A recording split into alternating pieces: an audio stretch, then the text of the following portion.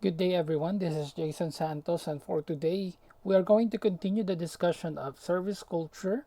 And I have decided to combine sessions 12 and 13 in this video since both are of the same nature.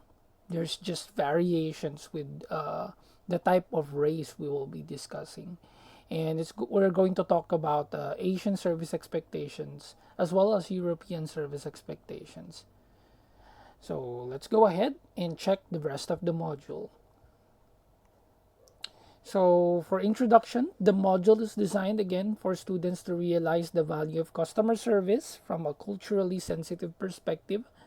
So again, yung elements of customer service, leadership in the first few topics of service culture. And it sets out to discuss the service expectation of customers located in the Asian region as well as the European region. It takes on cultural diversity and competence as opportunities and expects to build cultural sensitivity. So very important yung term na yan, culturally sensitive. Okay? Not just emotionally sensitive, but making sure to consider people of different cultures. So it takes on cultural diversity and competence as opportunities and expects to build cultural sensitivity. So this is a very important term, cultural sensitivity. Uh, we know for a fact that nowadays we are working with people from different cultures, from different nationality, no, thanks to technology. So kagaya nga ng nabanggit ko in the past discussions, during my time, and that was what 15 or so years ago. um, I was able to work with Americans, Indians, Chinese people, and that was then. What more now, ngayon talagang mas madali, and mas common yung working with people of different cultures. So we need to be very sensitive and make sure that we do not offend people of different cultures, and of more all the more respect their beliefs and practices. Okay, so understand the service expectations of customers located in Asian region, and then discuss the best practices when dealing with Asian customers. So this is the first part. Now we will be covering Asian customers. So first, let's define diversity. So what is diversity? So the quality or state of having many different forms, types, ideas, etc. So from the term itself, diverse, yun yung root word eh. Pag sinabi mong diverse, malawak, iba-iba. And ganun na yung workplace nowadays, Very diverse, culturally diverse, no? Iba't iba po tayo ng mga paniniwala, religion, culture, beliefs, etc. No? And then having people in different races and in different cultures in organization. And it is a quality by which people with different origins, religions, and traditions are working within an organizational setup and interacting together. So, hindi maiwasan yan, if we will go face to face, you will be working with them face to face. But now, since most of us are still in the work from home setup, you will be working with them remotely, no? You will be working with them in front of a computer. You will be chatting with them. You will be calling with them, right? So it's very important that you will understand the concept of diversity. Now, in both topics, we have these terms called enablers and barriers. So, common ito, with Asian customer service expectation and European service expectations. So, pag sinabi mong enabler, these are to do or the do list. Ito yung dapat gawin ng tao, dapat i-observe ng organization, dapat makita. Okay? Factors that enable the involvement. Okay? Titrigger siya or nag-i-inspire siya for involvement, commitment of everyone, concretize cultural sensitivity, as being key to organizational success. And then yung do not list, of course, what we call as the barriers. Ito yung mga hindi dapat gawin, ano? Factors that prevent positive changes from happening. Ito yung mga barriers, harang, kumbaga, no? Harang sa success ng organization. If and when they are not handled with delicacy, maturity, and more deliberation, this may lead to difficult situations and backfire, of course. So yan, ano, pwede siya mag-backfire sa organization. So, knowing and understanding these enablers and barriers contribute to cultural competency. So, ano ba yung mga enablers, no? Examples or things that the organization must observe.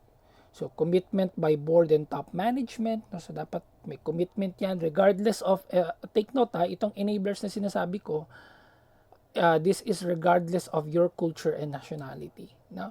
So, whether you are a Chinese, Japanese, European, American, Filipino, Korean, you need to be committed to the board. You must have prior experience, okay? There needs to be needs assessment and planning. So, dapat tinitingnan what are the needs of the organization, the needs of the workers and the employees. Assign staff members. No, dapat may mga job order yan. They need to be clearly specified. Ano ba yung role ko? What is my job description? Di ba? Pagpasok sa trabaho, clearly stipulated yan. Ano? May contract nga na pipirmahan yung employee. You know? Diversity committee, there must be broad involvement, okay? People must be involved, kagaya na nabanggit natin sa kanina, ano? And then of course, there must be consultants in any level of the organization, ano? There is someone who is experienced who will give advice, feedback, and direction, ano? Yun yung purpose ng consultants natin. And then marami pang iba, resources, training, focus on cultural competences, change in attitude, effective communication, yan, very important yan, ano? Gaya na na-establish natin last time. Communication is not about the language. It is about making sure that the person understand what you are saying. No? Kasi communication fails when you have to repeat yourself again, no? If uulit-ulitin mo yung instruction because hindi naiintindihan. The efforts to recruit and retain a diverse workforce, there are changes in policies and changes in the community. So, on the opposite side of the spectrum, what are the barriers or the do not list? No? Ano yung dapat wala? Dapat hindi nag-exist sa ating organization. So, dapat wala daw inertia, no? Meaning, yung parang napupull inside yung mga employees mo, no? Parang they are being triggered or pulled in a certain happening or an issue na nawawala yung focus nila on bigger things, right? So, dapat yung mga barriers sa staffing, okay? Definition of diversity, dapat malinaw yan. It should be clearly specified. Minsan kasi yung definition of diversity sa kanila iba, no? So nagiging barrier patuloy, ano? Minsan para sa kanila it's 100% total freedom of expression, no? Parang yun daw ang meaning ng diversity. So, ibig sabihin, pwedeng pumasok na nakahubad or pwede akong pumasok na skimpy clothing. Hindi naman ibig sabihin ganun, ano? It's not about you freely expressing yourself, but you understanding the people around you. No? So, ikaw nga, na-express mo ang sarili mo, but in the process, na-offend mo naman yung ibang tao, no? So, may katrabaho ka pala, Muslim. Sa kanila, very offensive yung ganyan, ano? So, yan, unsuitable consultants, overdependence on consultants. Dapat meron ding initiative and ability to decide yung mga tao kasi hindi naman all of the time nandyan yung consultants eh, no? Paano kung walang internet or nagkasakit yung consultant, no? Hindi na makakapag-decide yung organization. So, yun yung mga dapat iwasan.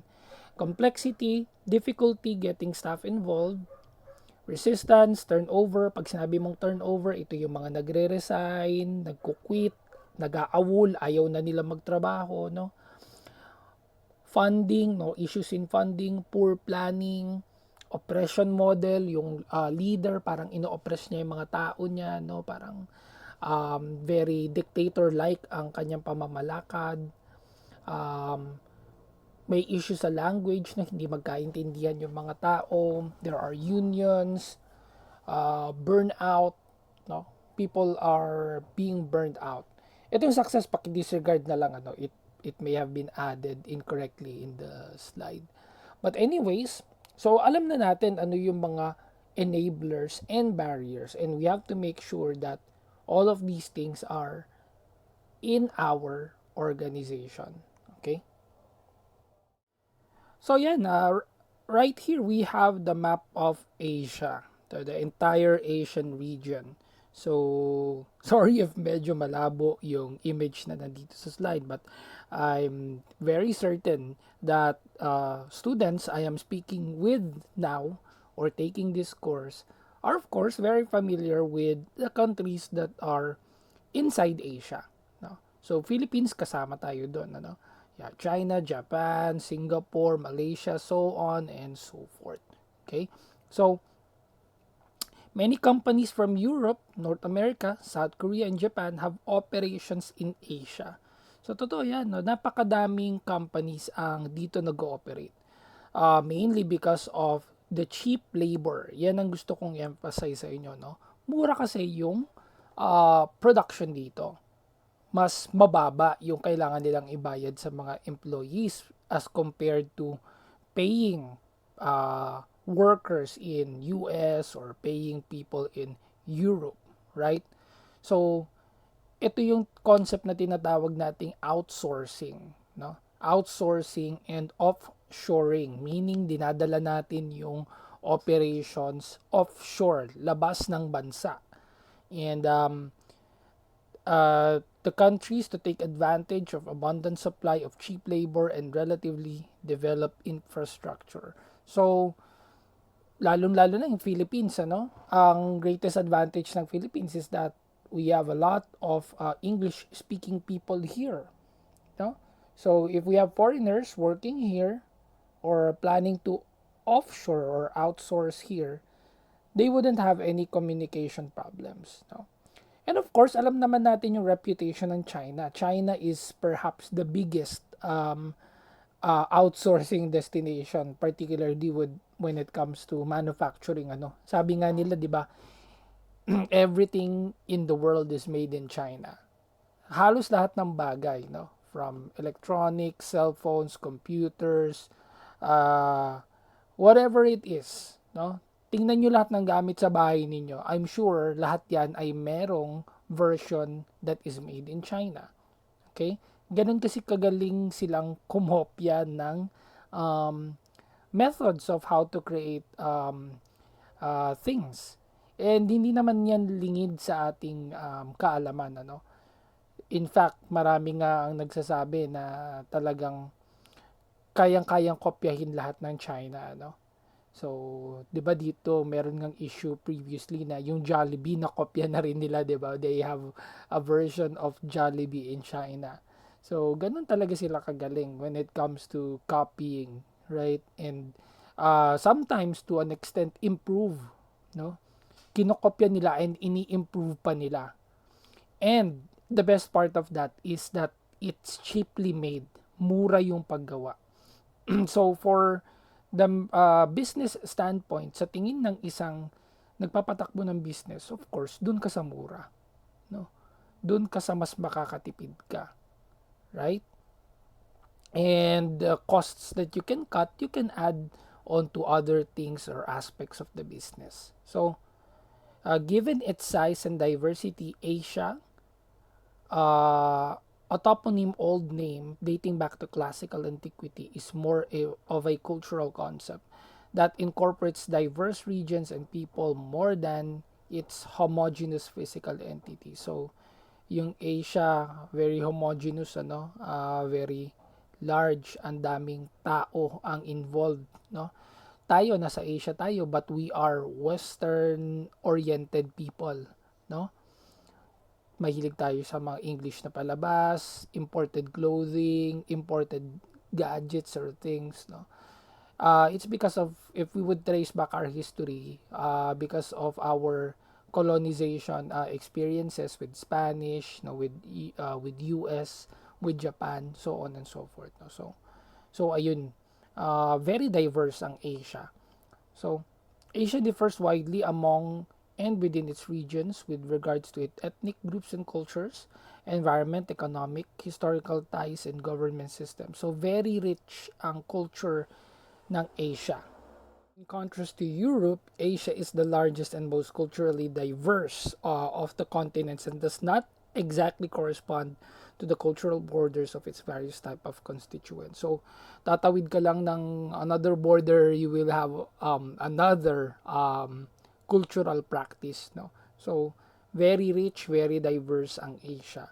The largest and most culturally diverse, ika nga. So, according to Citigroup, some 9 of 11 global growth generator countries come from Asia. So that's a data. This is a data coming from Citigroup, no, from Citibank group of companies, no. 11 global growth generator countries are coming from Asia. They are Bangladesh, People's Republic of China, India, Indonesia, Iraq, Mongolia, and you wouldn't believe, but Philippines is also included in that list, and Sri Lanka and Vietnam. So all of these countries contribute to the global growth, no? So very significant talaga ang role ng Asia sa bansa, sa mundo, ano. And then Asia is home to several language families and many language isolates or dialects. In fact, most Asian countries have more than one language. So parang sa atin sa Pilipinas, no, napakadami ng ating language. Meron tayong Tagalog, may Kapampangan, may Bisaya, Ilocano, no? Napakadami. So there are more than 600 languages spoken rather in Indonesia, 800 in India, and 100 in Philippines. So imagine, ano, Philippines is over around 100 pero sa India 800. Ganun kadami, ano? And China is recognized to have many language and dialects in different provinces. So napakahirap ng pag-aralan ang language ng China kasi iba-iba eh, no? Hindi lang ako adept sa language of Chinese. I haven't taken Mandarin, but as far as I know and from people that I know who do teach Mandarin, marami, no? Meron pang Fukien, may iba rin yata yung Chinese language in Hong Kong. So I'm not really sure, no? But that just proves na napakadami talaga ng languages in these countries. So now we will go to some countries in Asia, no, para mas maintindihan natin ano ba ang culture ng mga tao sa bawat bansa, or at least we would have an idea, no. So sa Japan, we have a graph here that shows their major culture distinctions, ano. So you have sumo wrestling, you have Mount Fuji, you have cherry blossoms, no. The culture of robots, yan, napaka gustong gusto ko yan, ano, yung mecha na tinatawag nila, no? Kasi as, if you all know, I collect toys, no, and along with them are robots, no. So sa kanila din nag-originate yung love for that fandom, ano. So you have samurai, koi fishes, bonsai tree, and many more. Now ang religion in Japan is Shinto and Buddhism. Now, according to annual statistical research on religion, the government of Japan's Agency for Cultural Affairs, 66.7% of population practice Buddhism and Shintoism. In fact, sa Japan kasi, they believe that the God is the nature, no? Yun ang paniniwala nila. Kaya nga they respect their environment, ano. Makikita mo ang Japanese, napakasinop niyan, ano. Hindi sila yung kagaya na, I'm not going to say any specific nationality, but madumi, no? Sa lengguwahe natin, dugyot, no? Kung saan-saan nagtatapon ng basura, no? O sige, sabihin na natin Pilipinas, no? Minsan ganun ang problem sa mga Pilipino, no? Waste segregation lang issue pa, no? And you can attest to that, no? Whoever is watching this, kumbaga aaminin lang natin kasi culture natin yun, kung saan saan nagtatapon ng basura. Minsan nga nakakainis, may nagde-drive ako tapos may kasabay akong jeep, yung pasahero dun sa jeep tinatapon lang nila yung plastic ng soft drinks, yung basura nila sa kalsada, no. This is a very disappointing, and one of the practices in Philippines na dapat talaga ay makorek, no. Sa Japan hindi mo makikita yung ganun, they are very disciplined when it comes to nature, respect to nature, no.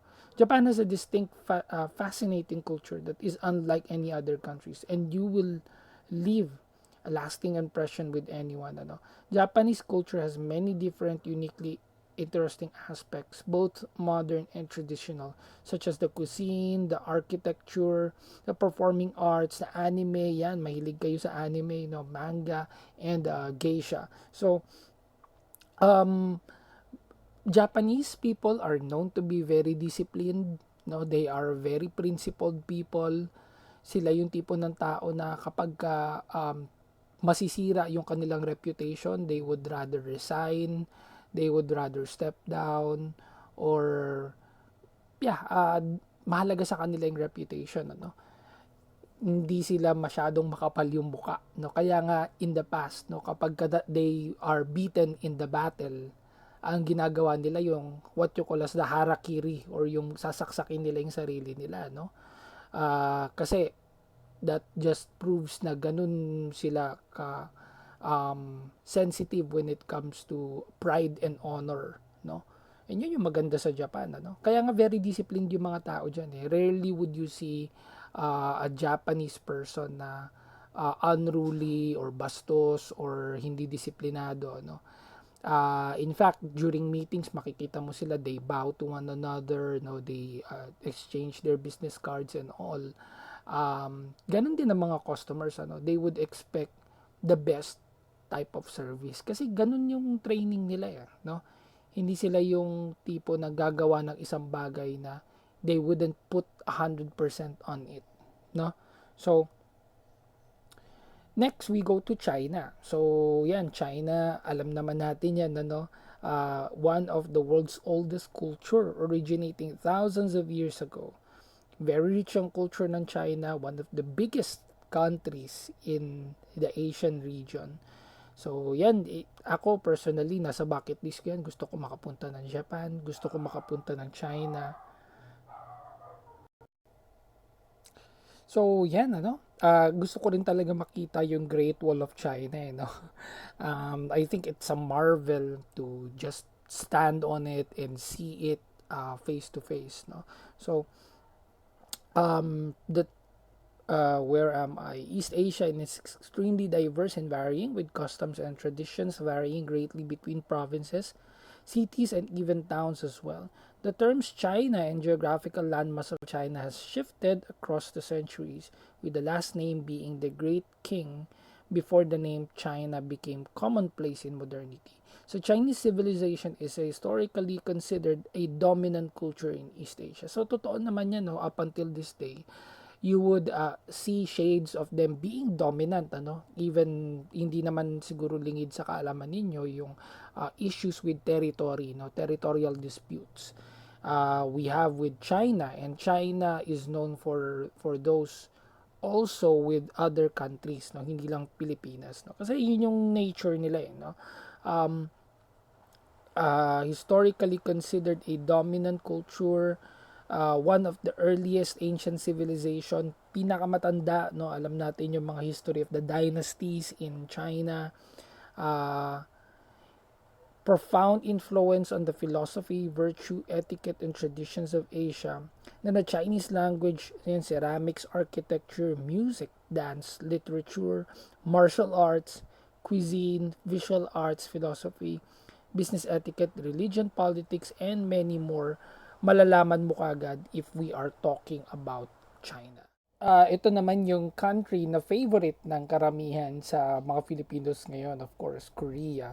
Um, when it comes to Korea, I'm sure most of you or majority of the teenagers now are much more familiar with the Korean culture, maybe as compared to me. No, so religion is Confucianism, Buddhism, and Christianity. Kasi a portion of Korea is westernized, no, or occupied in the past by Westerners. Kaya mas familiar sila with that, no? And Buddhism is the religion in Korea, and most followers and its teaching have great impact on Korean lifestyle, culture, and art. Yeongjong is a main symbol of Korean Buddhism and can be found. It can be found in all temples and religious places in Korea. So North Korea's economy is isolated and tightly controlled, and generally unable to meet the basic needs of its people. And economists find it difficult to analyze the North Korean economy because again, it's tightly secured. You just hindi ka pwedeng basta-bastang pumasok sa North Korea without the right intentions and permit gathered from the authorities of North Korea. So um, South Korea naman, on the other hand, one of the world's most advanced and productive, ranking 12 globally in terms of annual output. And then South Korea's economy growth depends heavily on exports, and the nation leads the world in shipments of semiconductors and memory chips. So, ayan, I don't need to expound further North Korea and South Korea. I'm sure a lot of you are very familiar with these two territories that we have mentioned. So, ito naman, we are going to talk of Asian work cultures, okay? So, in Hong Kong, Singapore, and Malaysia, it is observed that most people work for 12 hours in average. So, para sa kanila, an overtime is a given, ano?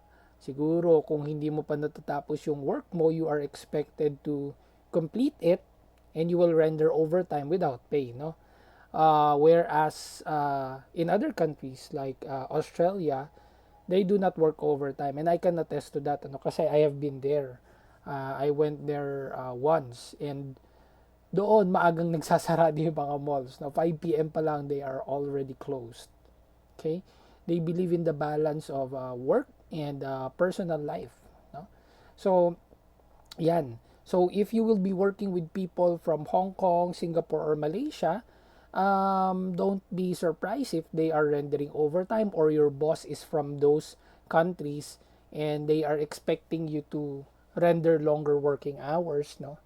Yun kasi yung normal sa kanila, right? So Indonesia, one of the countries with highest number of its workers working more than 60 hours in a week. So over 20 hours, no? Parang dalawat kalahating araw ang sinobra niya, right? And again, no, that's just another fact that shows na majority of people in Asia are hardworking and overworked, no? So in the Philippines, 8 million Filipinos are overworked in primary jobs, and an increase in 41.2% compared to the data recorded in 1995. So, totoo naman yan, ano?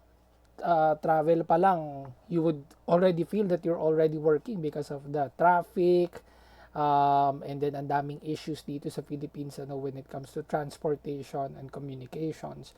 And it is only this past year where work from home option is offered. So I'm not sure if we are still overworked. Maybe in the Department of Health, we can say that they are really overworked kasi kulang talaga tayo sa staff with medical people, doctors, nurses, and all. So, yan yung general when it comes to Asian work cultures. No? Expect longer working hours. You might be overworked. No? You're lucky if the company would provide for overtime pay. No? The fact that majority of us are working longer hours, it's because the expectation is high, and companies, bosses would expect for you to deliver, no? Kaya yun yung reason bakit yung mga tao talagang they would go above and beyond in making sure that they are delivering to the um, tasks that they were given to them. No? So, another would be for Thailand, longest working hours then. No? Foreign workers in the country's tourism industry were reported to have overworked up to 19 hours with only 2 days off in a month. So, sa kanila, kung tayo may 2 days off tayo in a week, sa kanila, 2 days off in a month. So, that is what you should expect if you will be working for Thailand, ano? That may not be true, no? I'm not saying all, ano? Pero that's a common thing, no? According to sources, no? And data. And then the Ministry of Labor, Invalids and Social Affairs has proposed Vietnamese employees may work a minimum of 600 extra hours starting in 2017. So talagang general siya, no, sa Asian work cultures yung working overtime. Okay? Japanese, ito napahapyawan ko kanina, no. In Japan, no, you would expect to be very courteous, polite. You have to come in on time. Hindi siya kagaya ng Filipino time na pag sinabi mong 8, mga 9 na siya darating or 8 late 8 ay nasa biyahe pa siya, no. Doon talagang you have to be really prompt, on time. You have to bow to your host. Don't put your hands in your pockets, no, sa kanila it's a sign of disrespect. You have to be formal at all times, practice basic Japanese greetings, and you have your business card, ano? Very traditional yan sila eh. And then, when you go to a house, you would have to remove your shoes. And then, when you are given a gift, you have to open it in private. No? Wag mong gagawin na para kang mag-unboxing sa harapan nila. They would see it as discourteous, no? Or parang medyo bastos ang dating sa kanila. And then in Japan, they also believe in the following principles. The KA stands for making effort to develop societies harmonious. So kita mo naman ano, maayos talaga yung governance in Japan. They are one of the most progressive countries in the world. No.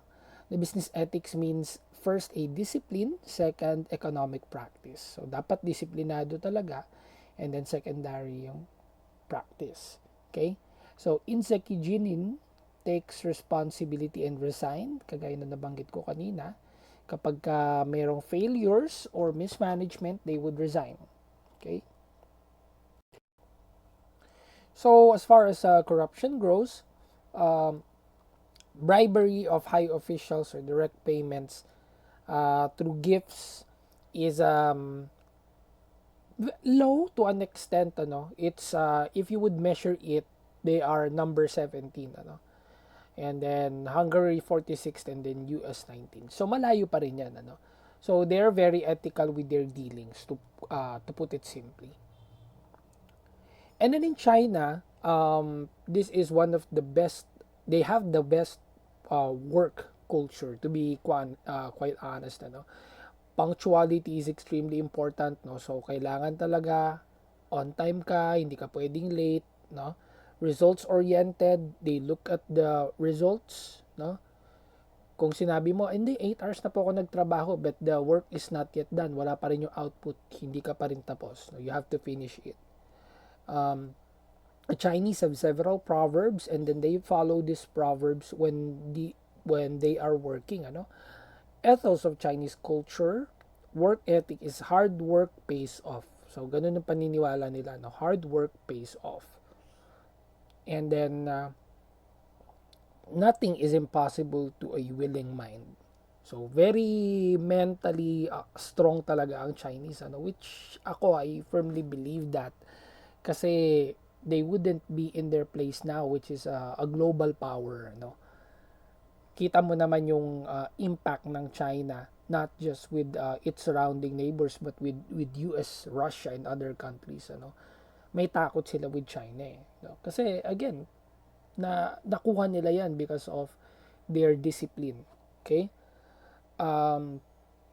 Chiku, the act of persisting through hardships. Chinese put in between 2,000 to 2,000 hours of work per year. Ganun sila kasipag magtrabaho. No? And then they also believe that hard work beats talent. That's true, no? Ako, I believe this. And I admire this proverb, ano? Kahit gaano ka ka-talented, kung tamad ka naman, ano, it's never going to work for you. With Chinese people at an early age, talagang tinitrain na nila, no, yung mga anak nila to be very hardworking. No? Kasi yun yung paniniwala nila that would bring success to anyone. And if you would ask Mark Twain, sabi niya, a lazy Chinaman does not exist. There's no such thing as a lazy Chinaman. Wala kang makikitang tamad na Chinese, according to his words. And that's just a cliche, no? Pero what it means is that generally, no, or majority of their population are really disciplined, hardworking people. No? They work smart. Everyone in China strives to do their best, especially when the going gets tough. Obstacles or inconvenience don't deter them. So kahit may problem, they are very resilient. Ano, hindi sila madaling mag-give up. Hindi ka makakita magsusuicide sila, depressed sila, hindi. No? Tuloy-tuloy lang sila. The Chinese have a phrase for chabuduo, which translates to good enough. And chabuduo, the focus is less on process and rules and more on the result. So napakaganda nun, ano. Kahit we can say a lot of bad things about China, but their culture begs to differ, no. Talagang we can't discount the fact that they are successful because of the culture that they have instilled with their people. Of course, let's go to Filipino work cultures. No?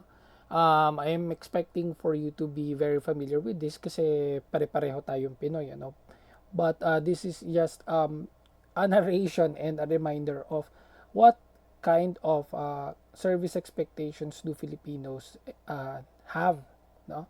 So tayo dito, we are hospitable people. No? Newcomers and expats are warmly welcomed, invited for a meal or drink after office hours, toured around the city or town, and introduced to other colleagues. So totoo yan, ano? Napaka-hospitable natin mga Filipino.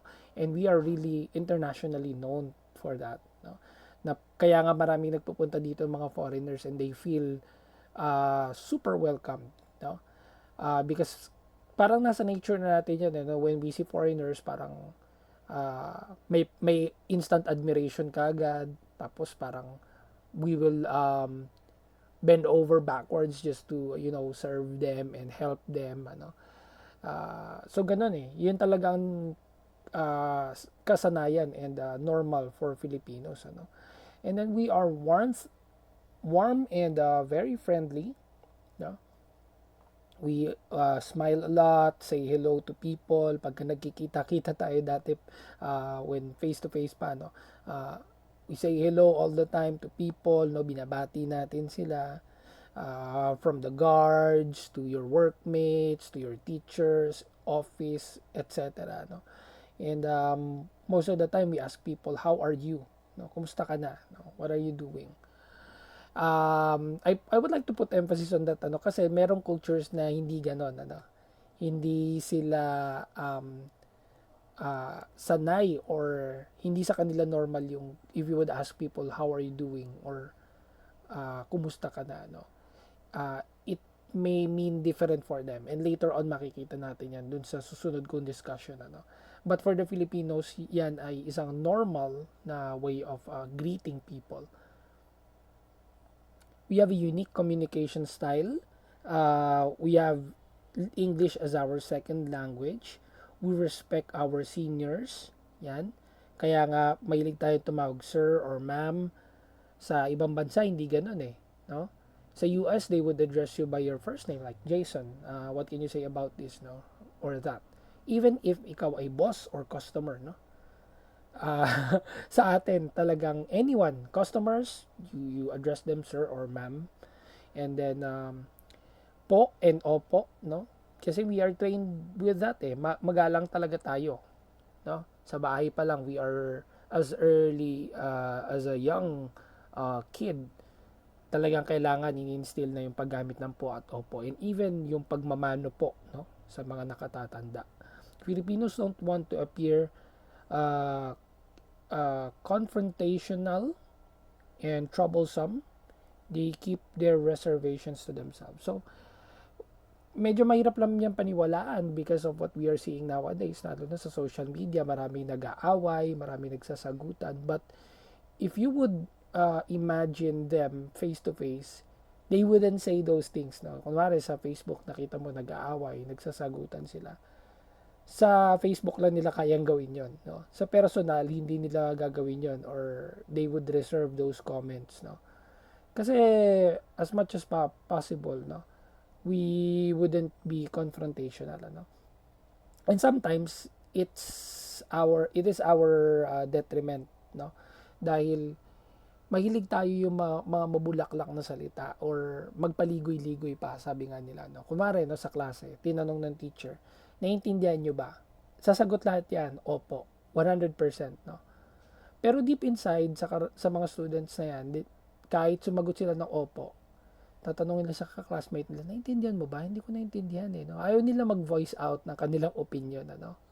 Sa ibang bansa, hindi ganon. If they really don't understand it, they will tell you straight na hindi ko naintindihan, can you explain this again, etc. Tayo hindi, mahiyain ng mga Filipinos. Ano? So, yun yung isa sa mga problems natin. No? Yun yung tinatawag nating reservations and avoiding trouble. And we also have this deep sense of camaraderie and belonging. Kaya nga yung workers natin, we sometimes treat them as friends, family. Kinukuha natin sila ninong-ninang sa mga kasal, binyag, etc. Kasi trato mo sa kanila family na eh. Unlike with other cultures, pag work lang talaga. No social attachment whatsoever. So, we have the buddy system, no, which benefits newcomers. So, totoo yan, ano, yung kailangan may kakilala ka sa isang company pagpapasok ka. Or kapag ka may kakilala ka, no, yan yung mga kamag-anak system na tinatawag natin na mas mabilis kang matatanggap, no? It may sound funny, but that is deeply embedded in the culture of Filipinos, ano? We hope colleagues go through a tough time at work, no? Or helping rather colleagues. Kapag ka meron ka mga katrabaho na hihirapan, talagang tinutulungan natin sila. And their loyalty can make them strong brand ambassadors of the business. So yun naman yung maganda, no, sa mga Filipinos. Another culture of Filipinos in work is yung tinatawag nating generosity, no? Hand out small trinkets, pasalubong, ano. Yeah, parang expected na yan eh sa mga Filipino. Pag if you would go on a trip, parang kailangan meron kang dalang pasalubong. Yung lahat ng mga kapamilya mo, bibigyan mo ng something, ano. Pag galing kang abroad, kailangan lahat bibigyan mo kahit hindi mo na nga kamag-anak, eh, no. That's another culture of Filipinos, no. Promotion and successful projects are celebrated by treating colleagues. So, ganun din pag merong successful in work, o kailangan parang obligatory mag-treat ka, magbigay ka ng kahit ano, kasi yun yung kultura natin eh. Sa ibang bansa hindi ganoon, ano. Sa US hindi naman kailangan na mag-treat ka, no. Sa Europe ganun din. So gift giving among employees during holidays is common practice. So totoo yan, ano. Marami tayong mga Christmas parties, may New Year party, tapos mag-exchange gift, araw-araw may munito-munita, everyday, ano, mga small items lang, ano. Yan.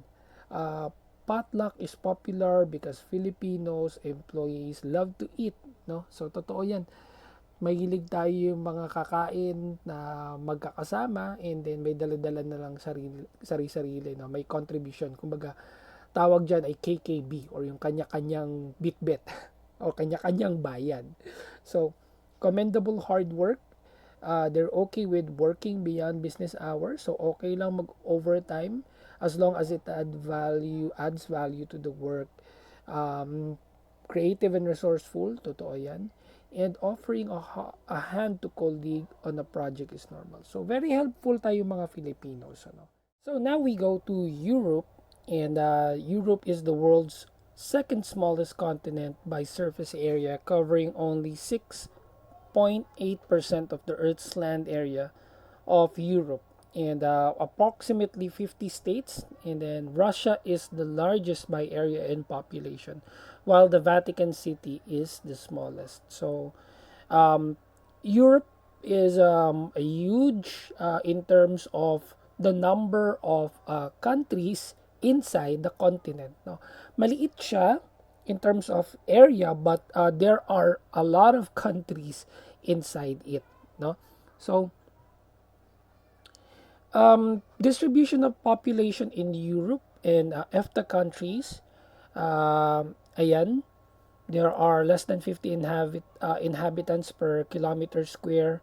So maraming areas dito na not heavily populated, which is good, if you would ask me, kasi wala, when the population is high in a country or even a continent, diyan nagsisimula yung maraming problems, Kaya nga sa China there is a, I'm not sure if it's one child na ba ngayon or two child only policy. No? So, hindi pwedeng masyadong mag-anak na madami because they are trying to control overpopulation, and spreading the resources thin. So, Europe is the third most populous continent after Asia and Africa. So, maliit lang siya kasi if you would compare to Asia and Africa, mas madami yung dalawa, no? So, dito, moderately populated lang sila. And with figures owning some 11% of the world's total population. Currently, there are 16 European countries that share the euro as a common currency. So meron silang, dati kasi there is a problem with different currencies. Since maliit nga lang yung continent, chances are you will be crossing borders. And paglipat mo sa border na yun, iba na naman yung ginagamit nila na currency. No? So, for a person, it's not practical, lalo na if you're running a business kasi ang dami mong currency na dapat dalhin just to be able to transact and do business. No? So, nagkaroon ng unification and it came through a form of euros or the currency of euros so that it's easier to move around the continent, no, with the money that you have. So the culture of Europe is rooted in the art, architecture, film, different types of music, economics, literature, and philosophy.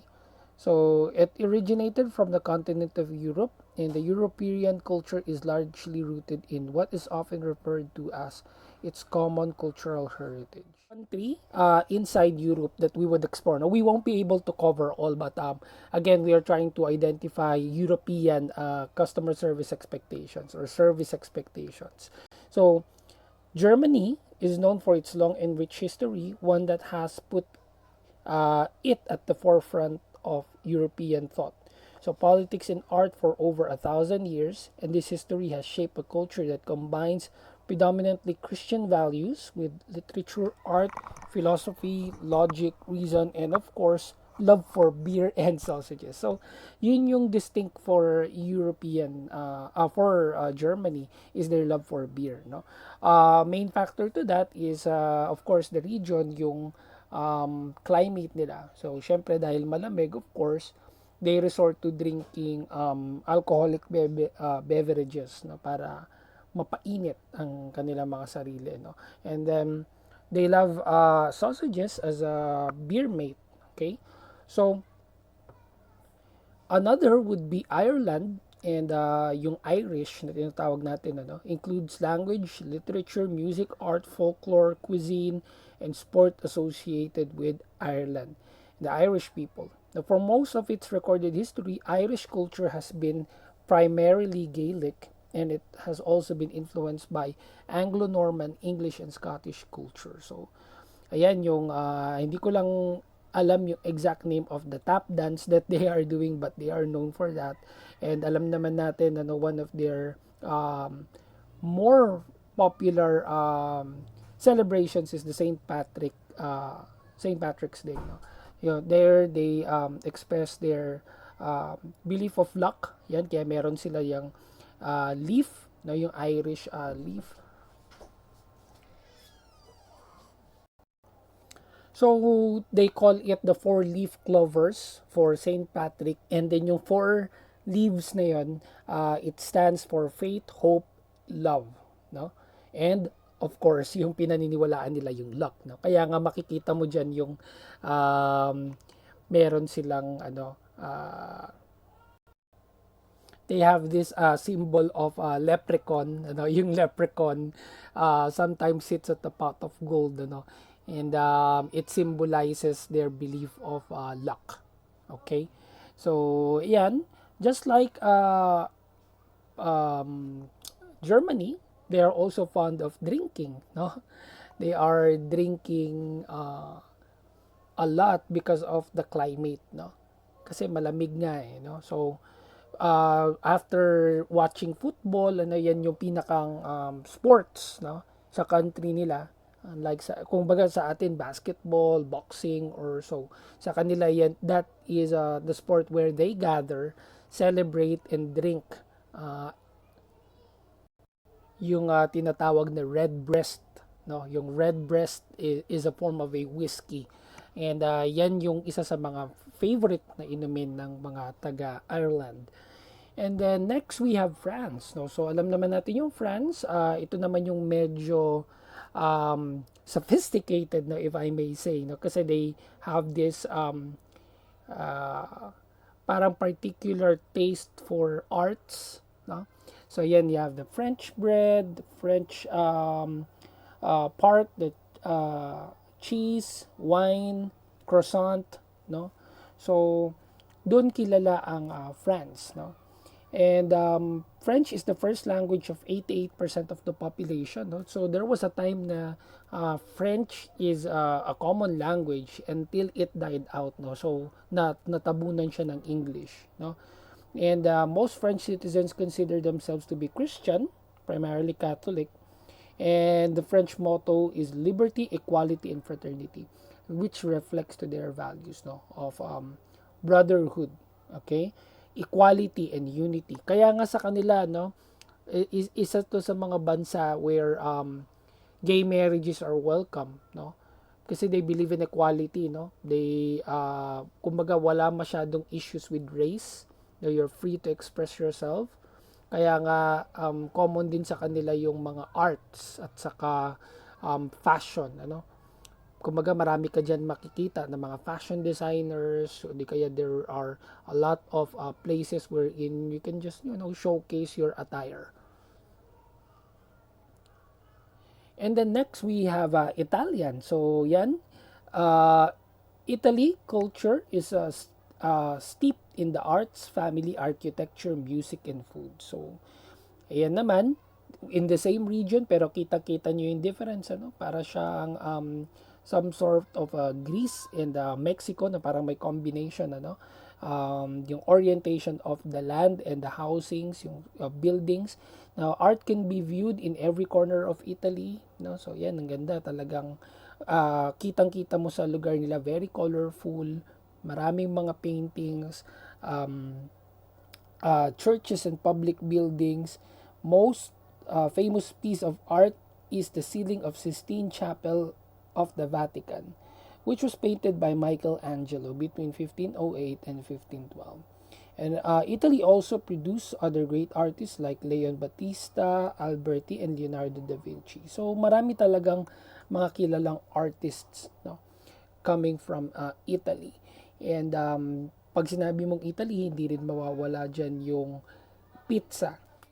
The world's greatest musicians and composers also came from Italy, like Giuseppe Verdi, Ruggero, Leon Cavallo, and Luciano Pavarotti. So, Italian literature includes great works like Dante's La Divine Commedia, which was written in the 13th centuries, the writing of Pietro Bembo, Niccolo Machiavelli, yan, isa yan sa mga personal favorite authors ko. Particularly yung creation niya na The Prince. It is considered to be a work for political science. So, marami sa mga politicians, mga people of power are reading The Prince and have followed most of its advices. No? So, Russian, another European country, has a long and rich cultural history steeped in literature, ballet, painting, and classical music. While outsiders may see the country as drab, Russia has a very visual cultural past from its colorful folk costumes to its ornate religious symbols. So yan, kilala dyan yung makikita natin yung matryoshka dolls, um, and then yung mga ano nila, establishments nila, yung mga mosque looking uh, palaces, if I'm not mistaken. Ano? Russian celebrates traditions such as Easter, Christmas, Ivan Kupala, and Maslenista. And Russian culture is non-individualistic. They believe in the power of the common good. You know? The power of an individual in Russia is less than in the West, and most deals are pushed through family, friends, and acquaintances. So, ganun ang belief ano, in Russia. One is not a soldier in the battlefield. It is necessary to know people in power to make things work. So ayun, ano. So, overall, ano, European work cultures are the following. No? Feedback are more direct to the point. Kagaya nung nabanggit ko sa inyo kanina, kung ang mga Filipinos medyo mahiyain, may reservation, sa kanila hindi. No? They don't sugarcoat things. They will talk to you straight to the point. Ano? And I can attest to that kasi meron din akong naging boss dati, no? From Europe. No? Um, Talagang ano siya, sasabihin niya sa'yo as it is, no? Walang paligoy-ligoy. No, breaks are still consumed for work as they are more focused on getting the work done soon. So, kung tayo sa Pilipinas, pagka nag-break tayo, minsan over-break, no? Mas mahaba yung break. Talagang kailangan i-consume ng mahaba. Sa kanila, hindi. Kakain lang sila saglit and then they will go back to work. Ano? Casual wear, unless on meeting, people can come in wearing jeans, shorts, flippers, etc. So, kung dati, dito, the culture is you have to be formal all of the time, or in Japan or in other countries. Sa kanila hindi. It's kind of laid back when it comes to the attire. You can wear the following, no? Basta hindi lang siya masyadong um, masyadong ma-expose yung skin, ano. And then family-oriented ang Europeans in general. They give extended family-related breaks like paternity, maternity, and bereavement. No? So mahaba yung mga breaks sa kanila since they believe in personal life, personal matters, no, being over work, okay, or sometimes what you call as the balance, you know. And when it comes to consumers, no, it is listed in the recent household financial consumption expenditure that the region's actual finance household among member states of the European Union usually varies between 70 and 90%. Now, the rest were determined to be goods and services that are consumed free of charge or at a reduced price as transferred by government and non-profit institutions, serving from household to household. So, may mga ganyan silang services wherein goods and services are delivered long before the pandemic was even in existence, ano, in the coronavirus pandemic rather.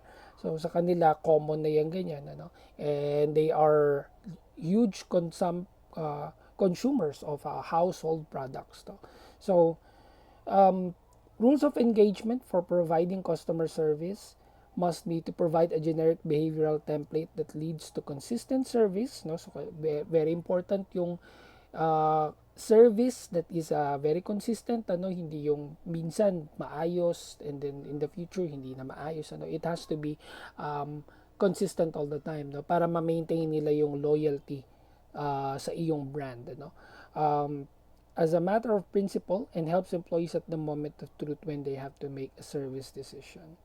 Comes to consumers, the need to get it right the first time is very important. Ano? Kumbaga, first impressions last, or there are no second takes. No? So, if you are a business, it is really emphasized in them to do your best work.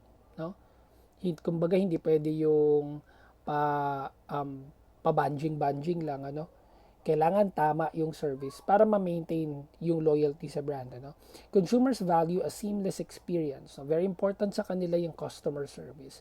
Kung tayo mga Filipino, sanay tayo na hindi ganun kaganda yung customer experience or service, sa kanila hindi. Parang it is already a given and a requirement. And provides information and answers they want the first time. So, pag tumawag sa customer service, kailangan kompletong information maibigay talaga. Hindi pa pwede yung Tawag ka na lang ulit, hindi ko kasi alam yung information na yan, so on and so forth. Ano. They are expecting people in service to be highly trained. Okay? The, when it comes to businesses, they listen to customers and respond to their comments. No? So talagang very responsive sila, hindi nila ini-ignore yung feedback ng customers. No? And they use that to improve their businesses. Okay? Deliver fast responses. So yan, very responsive sila. No? They address the frustrations of the customers pag may mga issues yung customers. And they want to be the channel of choice. Gusto nila, no? When it comes to business, sila yung first choice. Kumbaga, yung customers na sinaserve nila, loyal sa kanila. They put prime when it comes to loyalty, kumbaga. Now, this is common all throughout American service expectations, Asian service expectations, and European service expectations. And I believe I have explained this in the previous topic, yung American service expectations. Yung what we call as the 3 Ds of excellent customer experience. You know, the design, deliver, and develop. All of these things must be observed in the business in order to craft the right customer experience, no? Whether paano nyo ba sinaserve yung customer service, is it face to face, are you do you have a chat representative, or meron kayong customer service representative on the phone, no? All of these things are patterned after this design, deliver, and develop framework. So congratulations, you should now be able to understand the service expectations for both Asian and European region, and you should be able to discuss the best practices when dealing with European. All right, so I hope you were able to learn even a few things from that discussion. I would still encourage anyone who's watching this to research on relevant materials, maybe videos or literature about Western culture, European culture, Asian culture, and just keep in mind that the culture is shifting, especially during this time of pandemic.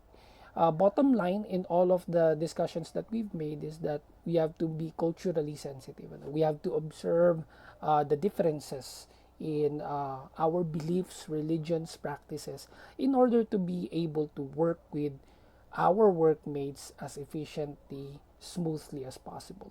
So yeah, I hope you have learned something from this discussion. And for more videos like this, please check out my playlist. I have discussions with service culture on a separate playlist and other business subjects you might be interested in. And you can also follow me on the following social media platforms. So, yeah, thank you so much. Stay safe and God bless everyone. See you on my next video.